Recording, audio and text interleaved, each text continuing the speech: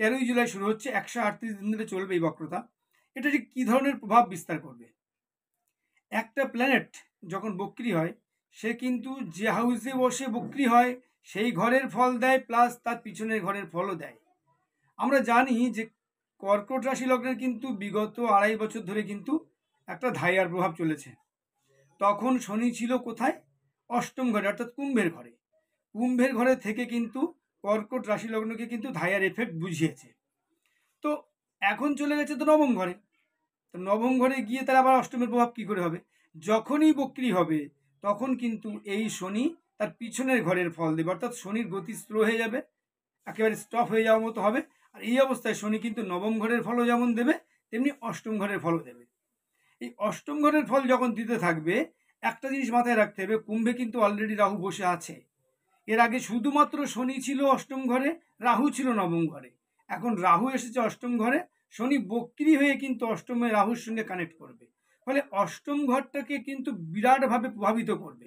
এই অষ্টম ঘরে যখন শনি এসে প্রভাবিত করবে রাহুর সঙ্গে কানেক্ট করে, তখন কিন্তু কর্কট রাশি লগ্নের জাতক জাতিকাদের ধায়াতে যেমন খারাপ হয়েছিল তার থেকে ভয়ঙ্কর বেশি মাত্রায় খারাপ হবে। উল্টোপাল্টা ভুল রিলেশন যেগুলো আগে ছিল, পুরনো রিলেশন ছিল, অবৈধ রিলেশন ছিল, সেই রিলেশনগুলো কিন্তু বিল্ড আপ করবে। যে রিলেশনগুলো তারা হাইড করে গেছে, চেপে গেছে, সেই রিলেশনটা বিল্ড আপ করবে আবার। সেই সঙ্গে সঙ্গে অষ্টম ঘর মানে হচ্ছে কিন্তু ওয়াইফের সেকেন্ড ঘর, অর্থাৎ ওয়াইফের দিক থেকে কিন্তু তার যে সেকেন্ড ঘর মানে মুখের ভাষা আচরণ কিন্তু খুব একটা ভালো হবে না। সেই সঙ্গে সঙ্গে আরেকটা জিনিস দেখতে হবে, অষ্টমে রাহু বসে আছে মানে এখানে কিন্তু সেকেন্ড হাউসে কিন্তু কেতু বসে আছে, যেখানে কিন্তু মঙ্গলও বসে আছে।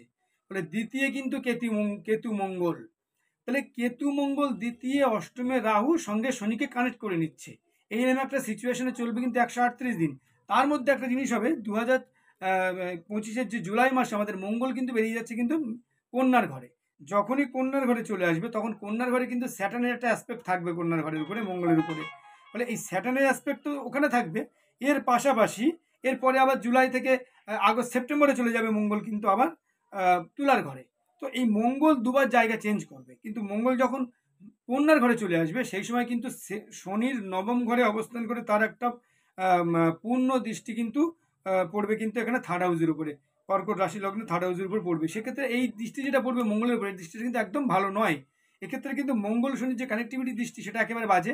আর তার আগে তো 13ই জুলাই আগে পর্যন্ত তো অলরেডি রাহু মঙ্গলের একটা কানেক্টিভিটি হয়ে আছে, দৃষ্টি বিনিময়ের কানেক্টিভিটি হয়ে আছে, সেটাও কিন্তু খুব একটা ভালো নয়। এখান থেকে অ্যাক্সিডেন্টাল যোগ বোঝায়, শনি মঙ্গল থেকেও কিন্তু সেই অ্যাক্সিডেন্টাল যোগ, আঘাত, চোটপাট এগুলো বোঝায়। এবারে দেখুন, যদি কেতু মঙ্গল দ্বিতীয় ঘরে বসে, কর্কট রাশি বা লগ্নের দ্বিতীয় ঘরে কেতু মঙ্গল বসে থাকে, এই কেতু মঙ্গল জুলাই মাসের লাস্ট অবধি চলবে। তো সেখানে কিন্তু বক্র শনি অবস্থায় তো এই কেতু মঙ্গল চলবে, ফলে এখানে কিন্তু রাহুর দৃষ্টি আছে, এখানে কিন্তু মারাত্মক একটা অ্যাক্সিডেন্টাল যোগ বা একটা দুর্ঘটনার যোগ তৈরি করবে।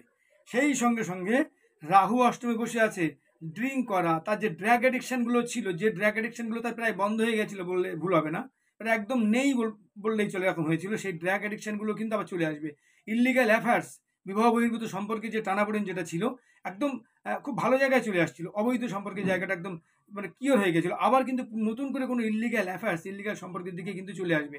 আরেকটা বিষয় বলি, নবম ঘরের দ্বাদশ হচ্ছে কিন্তু এই অষ্টম, নবম ভাব মানে পিতার দ্বাদশ ব্যয়স্থান, অর্থাৎ এই যখনই শনি বক্রি হয়ে রাহুর সঙ্গে কানেক্ট করবে, রাহুর বেগটাকে বাড়িয়ে দেবে, শনি রাহুর অ্যাক্টিভিটিস বেড়ে যাবে, ফলে বাবার অর্থ ব্যয়, বাবার ভুল ইনভেস্টমেন্ট এগুলো কিন্তু হতে থাকবে।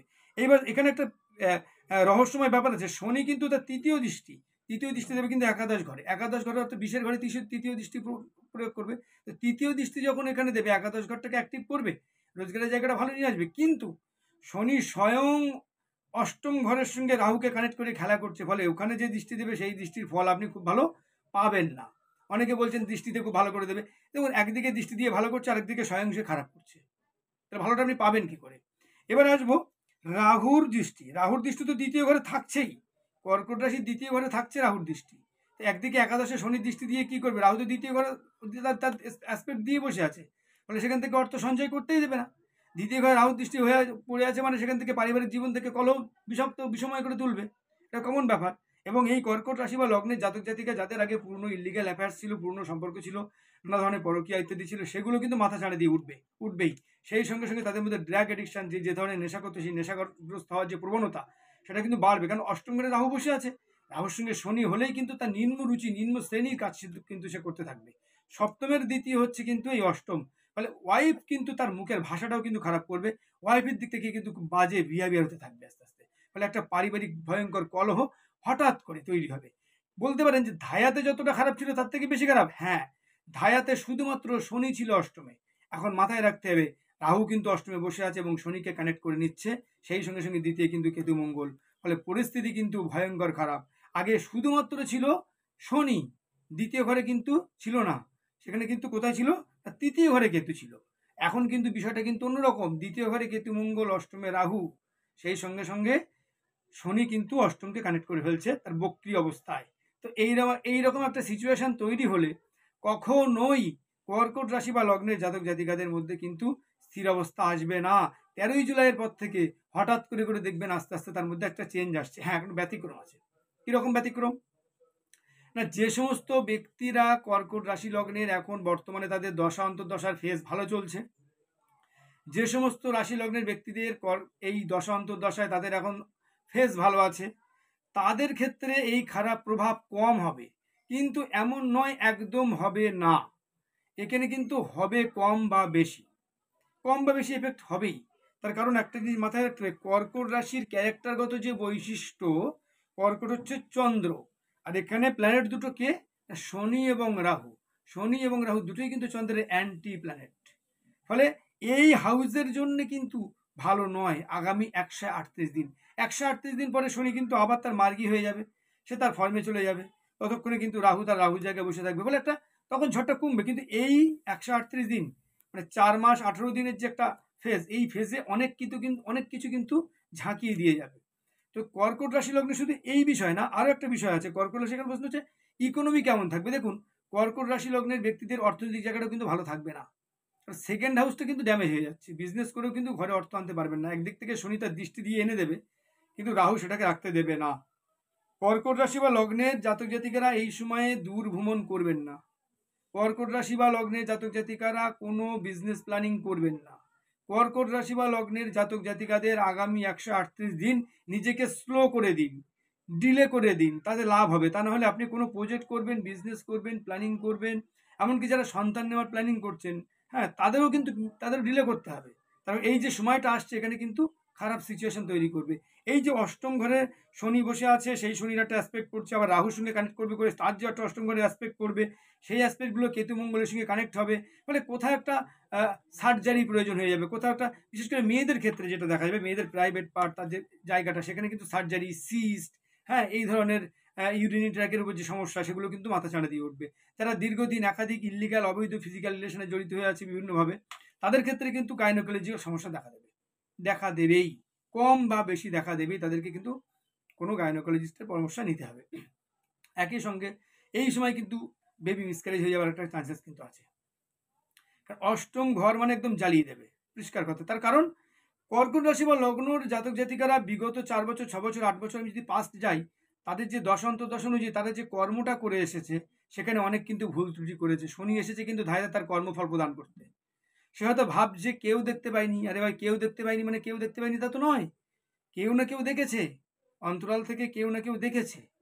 হ্যাঁ, তোমার কি কুকর্ম, তোমার অপকর্ম, তোমার ছলচাতুরি, তোমার পরকীয়া, তোমার ইল্লিগ্যাল অ্যাফেয়ার্স, এগুলো দেখেছে।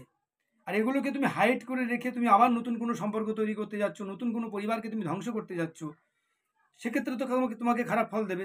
যে সমস্ত কর্কট রাশি লগ্নের ব্যক্তিরা, জাতক জাতিকারা, যাদের শনির পজিশন ভালো আছে ব্যক্তিগত জন্মছকে, যে সমস্ত কর্কট রাশি লগ্নের জাতক জাতিকাদের ব্যক্তিগত জন্মছকে রাহুর প্লেসমেন্ট ভালো হয়েছে, সেই সব জাতক জাতিকাদের ক্ষেত্রে এই আমি যে খারাপের কথা বললাম, এই খারাপগুলো কিন্তু ততটা প্রভাব বিস্তার করবে না। তার কারণ তারা আগে অনেক ভেবেচিন্তে কাজ করেছে, অন্যায় কাজ করেনি, রাতারাতি উন্নতির জন্য ইল্লিগ্যাল অবৈধ রাস্তায় তারা পা দেয়নি। ফলে তাদের কর্মের জায়গাটা ভালো আছে, সেই সব ক্ষেত্রে কিন্তু এই যে স্যাটার্নের যে খারাপ রেজাল্ট যেটা বলছি, তারা কিন্তু অতটা পাবে না বা খুব কমই পাবে। তারা কি করবে, এই অষ্টমে শনি, কর্কট রাশি অষ্টমে শনি মানে কি, একটা হেলায় গা ভাসিয়ে দেওয়ার ব্যাপার চলে আসবে। যাদের নেটাল চার্টে বা জন্মকুণ্ডলিতে শনি ভালো পজিশনে বসে আছে, সেই সমস্ত কর্কট রাশি লগ্নের জাতক জাতিকারা কখনোই কিন্তু এই ধায়া বলুক আর সাড়ে সাথে বলুক, কখনোই তারা তাদের কর্ম লক্ষ্য থেকে কিন্তু সরবে না। তারা তাদের লক্ষ্যে স্থির থাকবে। রিসার্চ যারা করছে তারা স্থির থাকবে, যারা গভীর মনোনিবেশ দিয়ে পড়াশোনা করছে তারা স্থির থাকবে। তারা কোনোভাবেই প্রভাবিত হবে না।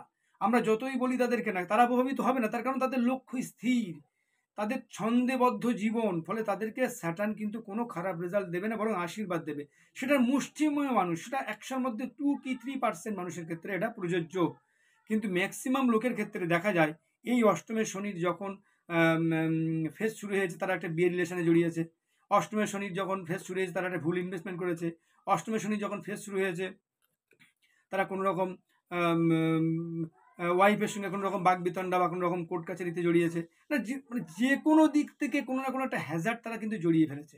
অনেকে আছে পুরনো রিলেশনকে চেপে রেখে নতুন রিলেশনের মধ্যে ঢুকেছে, সেই পুরনো রিলেশনটা মাথাচাড়া দিয়ে উঠবে। অনেকে আছে এরকম আগের তার যে কৃতকর্মগুলোকে সে চেপে রেখে নতুন কিছু করতে যাচ্ছে। হ্যাঁ, অনেকে আছে এরকম বিজনেস শুরু করতে যাচ্ছে যে বিজনেস তার জন্য সুইটেবল নয়, সেই বিজনেসে শুরু করতে যাচ্ছে। ফলে এই ক্ষেত্রে কিন্তু তাদের প্রবলেম তৈরি হবেই। কর্কট রাশি বা লগ্নের ক্ষেত্রে আগামী 4 থেকে 4.5 মাস আমি তো বলবো সমস্ত বিষয় এখন স্লো করতে। যে যেভাবে আছো বিজনেস যেমনভাবে করছো, নতুন কোনো প্ল্যানিং, নতুন কোনো চেঞ্জেস কিচ্ছু চলবে না। নতুন কোনো রিলেশনও চলবে না। পুরনো কোনো রিলেশন, যা যদি তোমার ডিস্টার্ব রিলেশন থাকে তুমি বেরিয়ে এসো। যদি কোনো ডিস্টারবেন্স রিলেশন থাকে, টক্সিক রিলেশন থাকে, বেরিয়ে এসো। নতুন করে কোনো রিলেশনশিপে যাওয়ার কোনো প্রয়োজন নেই। যদি কোনো ইলিগাল অ্যাফেয়ার্স পুরনো রিলেশন হয়ে থাকে তোমার আগে, তুমি তোমার ফ্যামিলির লোককে জানিয়ে দাও সেটা, যাতে করে পরবর্তীকালে তোমার ফ্যামিলিতে নতুন করে ডিস্টারবেন্স না তৈরি হয়। কর্কট রাশি বা লগ্ন সম্পর্কে আমি যেটুকু তথ্য দিলাম, হয়তো বিরাট তথ্য নয়, কিন্তু যেটুকু তথ্য দিলাম খুব ভাইটাল তথ্য। এই তথ্যগুলোকে আশা করি আপনাদেরকে সমৃদ্ধ করবে। ভিডিও ভালো লাগলে অবশ্যই লাইক, শেয়ার, সাবস্ক্রাইব করবেন। ধন্যবাদ।